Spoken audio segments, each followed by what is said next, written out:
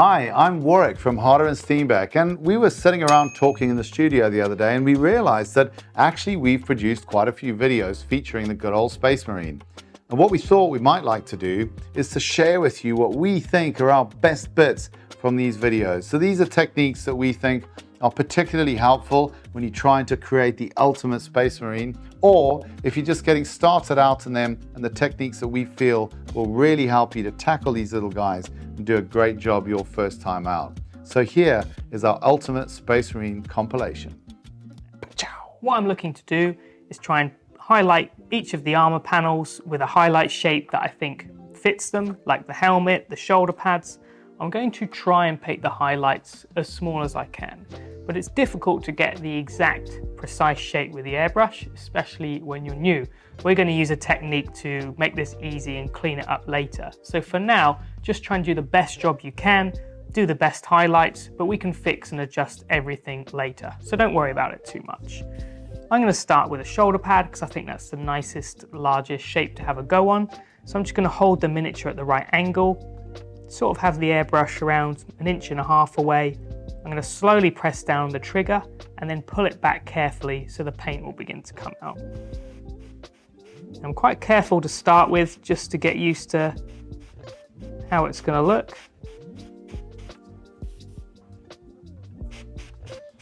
And obviously we're painting a dark grey on black, so it's quite tricky to see, but when it dries, it should become more obvious. This is a very subtle highlight to begin with, but we'll make it brighter with the next step. Now I'm going to go to the Mechanicus Standard Grey, which is a little bit lighter. It doesn't look too drastic in the pot, but I think it will provide adequate contrast. I'll start with that same shoulder pad. Try and just get a little highlight on the top. I think that's okay. Now let's do the helmet. So I'm being really careful now. Just trying to do a smaller area.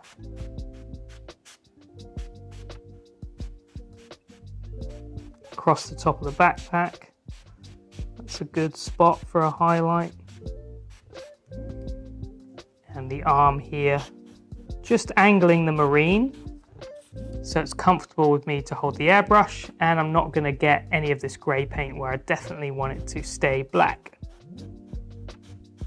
Could do a highlight across the gun actually. The end barrel will probably be metallic, but this bit could be just stay black. So I'll run a highlight across the top.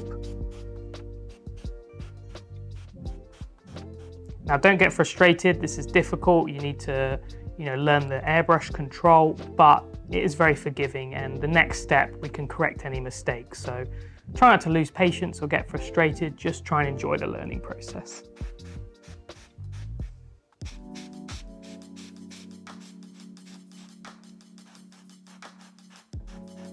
Got into the swing of things now. I've got used to the dilution in the brush, and I'm just managing to get these highlights done pretty quick now.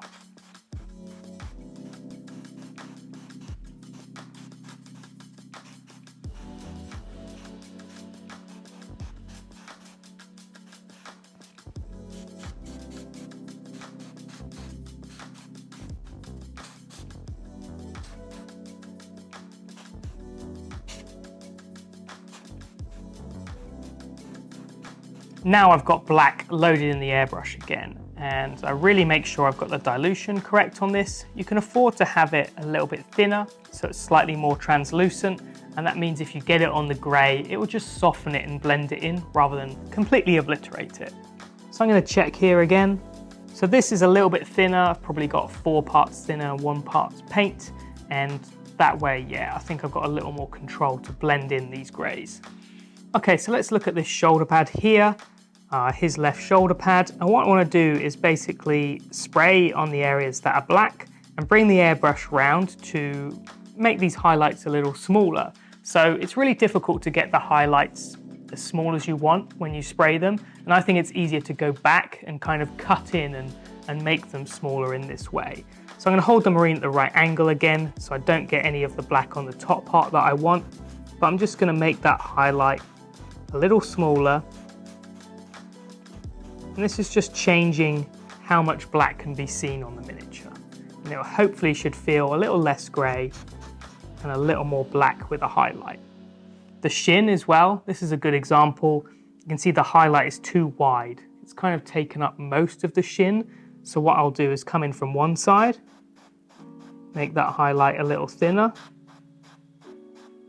and then I'll come in from the other, spray in this direction, and now I have a nice narrow highlight down the center of the shin.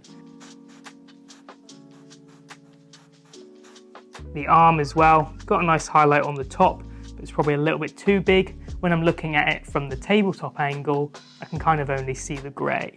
So I'll just hold this here at this angle and try and bring in more black. Just cutting back in.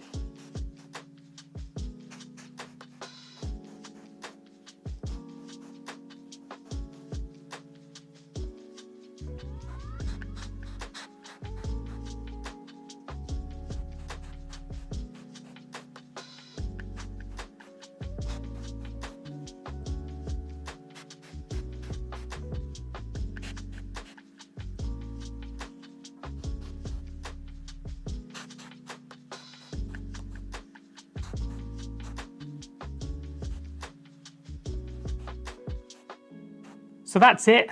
Now I think the size of the grey highlights is much more natural, and now the colour mostly on show is the black again, so it still feels like a black miniature.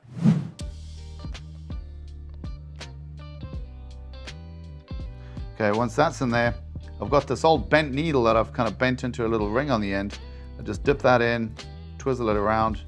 That's a great way of using your old needles for a good purpose.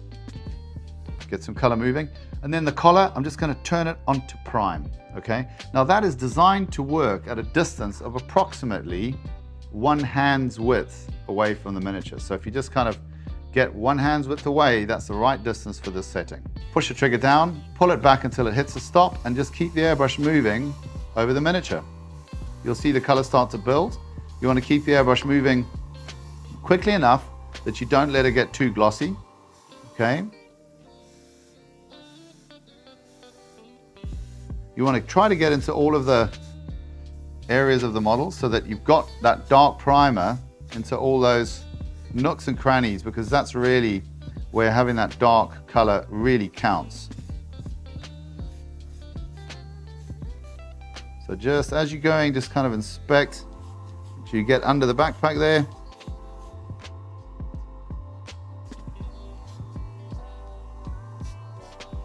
Okay, and that's our prime. I think we're done. We're going to go to setting number 1. This is the setting for a zenithal primer. Now, make sure that you sprayed all the cleaner out of the airbrush. You don't want that left in there. It might change your thinning ratios. And again, the zenithal setting, we go 1 hand's width away from the part on setting number 1. Now we've got to pick where we want our light source to be. So there's a lot of interest on this side of the miniature. So I'm going to say that we're going to bring our light source in from there. I'm not going to come too much around that side because I want to be able to pick up the tops of both of his boots. So I'm going to go from just about here. So I've got that distance away, and basically all I've got to do, press down, pull it back to the stop, and just let that paint fall in the same way the light would do. Keep a little bit of movement in the airbrush. Just pulse that trigger backwards and forwards. Okay, a little bit of rotating there.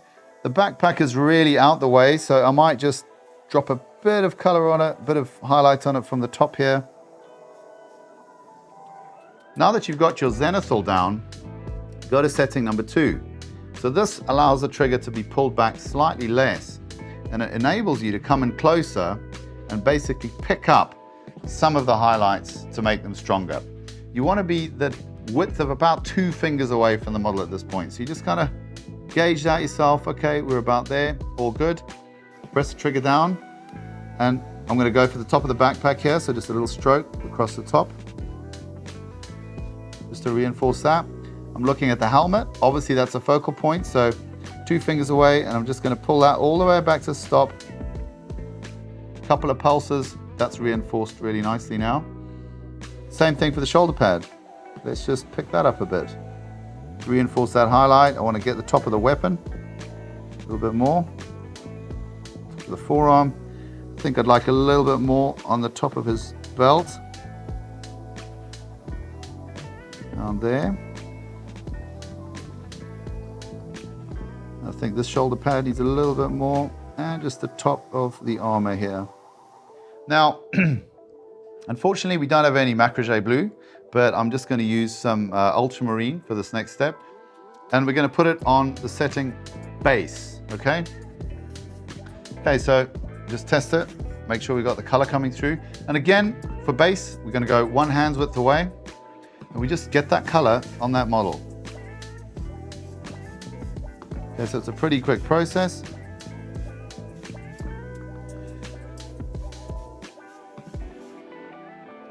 Just little, I like to keep the trigger depressed and then just pulse in and out of it.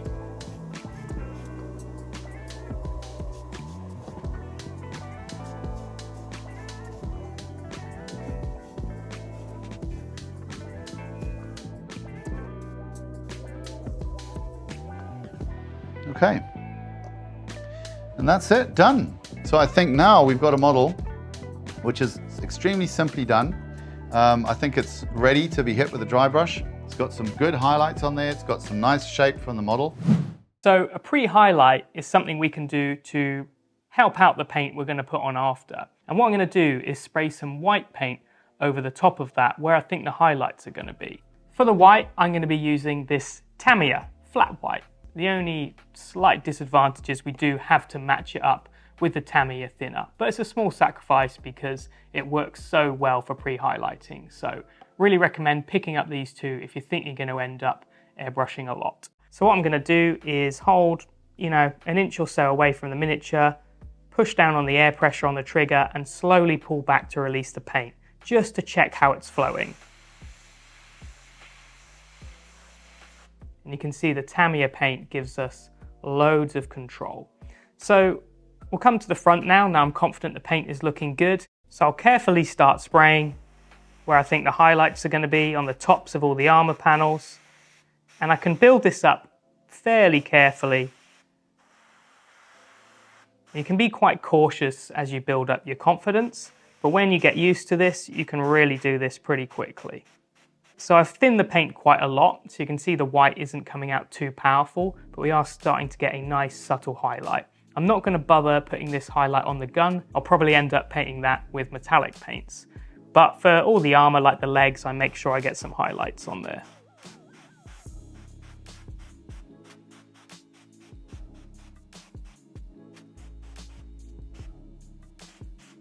So this is the first layer of white dried. So I'm going to add a second layer now just to bring up the power of that white. So a little bit thicker. Let's just build up these highlights.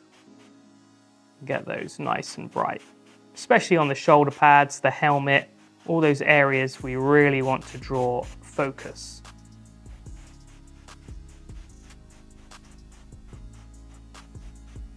Here on the leg is a really fun spot to do the highlights with.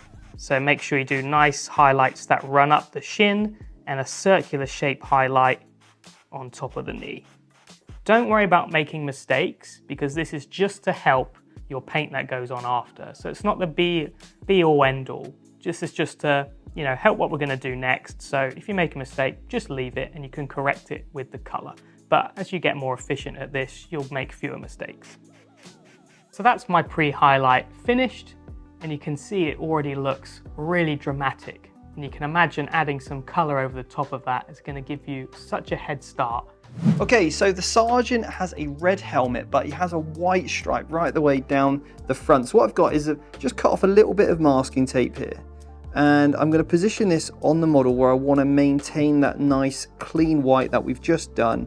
And that's going to go all the way down the front in a stripe before we start applying the red. And what this is going to do is block the red from hitting the white that we've done. So we've got a nice clean white line. And this is perfect for using masking tape or a type of stencil with the airbrush.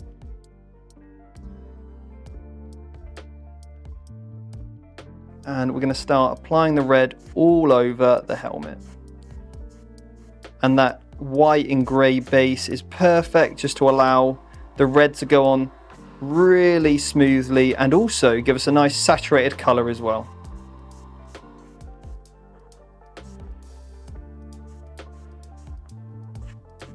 Couple of nice thin coats with that red just to really get that colour build up.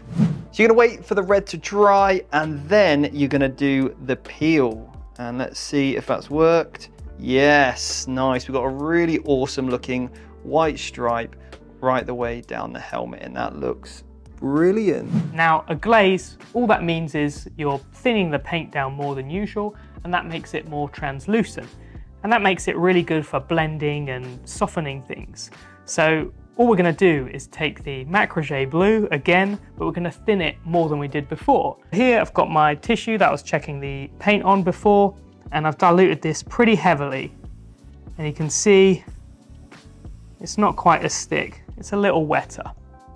Be careful when you dilute the paint because you are going to lose control, it will run easier. So you need to just carefully apply thin layers and making sure it's really dry, otherwise it will just run away into the recesses.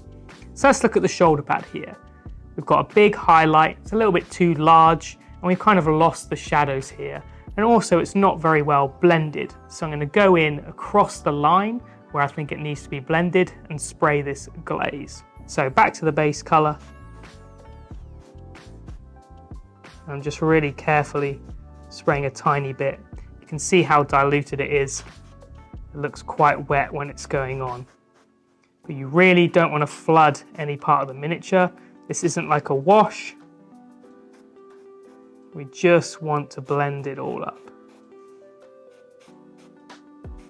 This is a really great way as well to get super rich colors because when you glaze over a pale color like this Calgar blue, you're going to get a richer blue than you had before.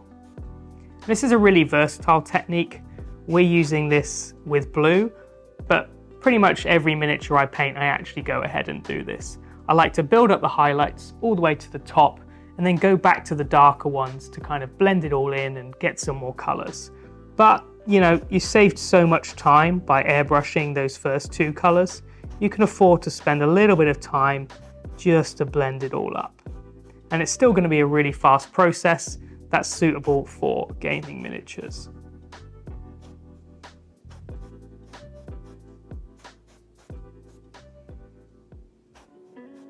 Now, because the paint is so thin and translucent, it shouldn't change too much with each application, and you can slowly build it up. So doing a glaze might take 2, 3, 4, quite a few layers to get it really, really smooth, but the end result is absolutely fantastic. So I'm just going to do my second glaze now, just blending it all together. Already though, after one pass, that shoulder pad's looking much better.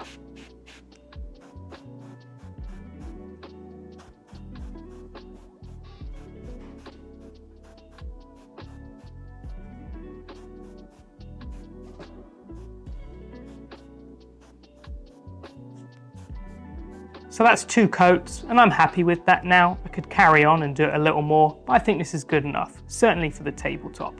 What it's done is it's created a much smoother blend. I've actually got new colors as well, because where we've gone over and created a combination of the two, we've got some new tones in there. So there's a little more variation as well. So when it comes to paints, what I'm looking for is a real smooth gradient from my kind of deeper, darker colors right the way through to the lighter. Now what I'm going to use here is Dark Star Metallics. Now the first one I've got is called Black Diamond. Why I like this one, it's got a little bit of a blue sort of tinge to it, and with the Grey Knights they do kind of have the bit of a bluey, silvery tone, so that's going to be my base. I'm then going to put a graphite on to go a little bit lighter. Then I'm going to use pewter, which is lighter again, and then I'm going to finish off with just a pure silver. So this is going to be kind of my tones that I work through, and I hopefully think these will give a really, really nice finish. But before we start, we want to make sure that when we're painting silver, we've got some kind of nice sort of chrome effects actually on the model. So a really good tip that I was shown from James from C Studio is to take a picture of your model, and what you're then going to do is turn that picture into basically chrome scale, so black and white. And what we're going to be able to see then is using that picture as a reference guide where all the highlights are. You can kind of see there's a little bit of shadow if I use the brush here. See a little bit of shadow up here, but lighter in this area. Nice and light in this section. There looks to be like a darker area there, and then nice and light here, dark inside the legs, lighter on the outside. And we're going to try and use the airbrush to replicate that. We're going to use that picture as our guide when we're getting these guys done. As you can see, underneath the helmet, nice and dark, on the top, nice and light. And if we can replicate that with the silver tones itself, it's just going to amplify what the eye sees. So when you are kind of moving it around, it's going to look really nice that there is light hitting it from a certain angle. In this video, we're going to do a pre-shade. So a bit wordsy, but basically we're going to start with a light primer. I'm going to add some shadows before I do the yellow over the top. I want the shadows to be really on the undersides of the miniature, all the parts that, you know, the light is not going to be able to access. So I'm going to try and tip the model almost upside down and try and get this dark brown in all of those areas underneath the miniature. So I start by just gently pressing the trigger down, and then I pull it back slowly just to make sure that paint isn't flying out everywhere.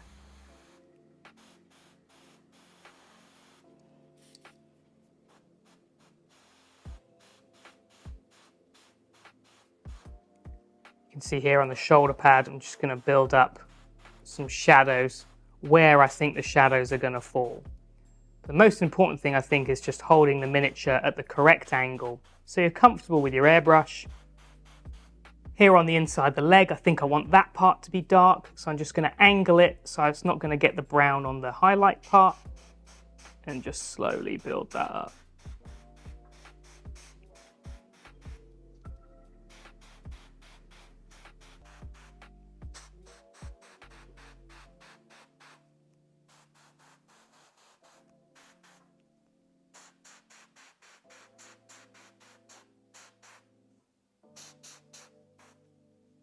Just going to carefully spray, focusing on the white areas. But when I go over the brown, it's not going to cover that well, so it will create some nice shading.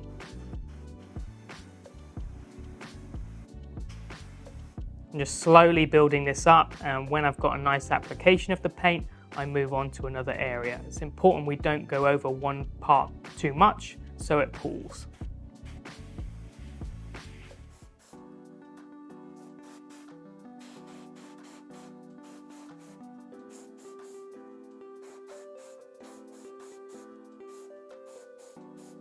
After 2 coats, which I think is pretty good going for yellow, you can see we've got a nice, vibrant yellow.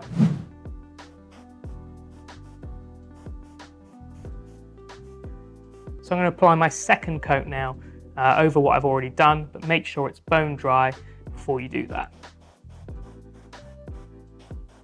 Now this second coat, really starting to be that beautiful, rich red we're after. And this is why we do the pre-highlight, and also why I like to start with the brightest red.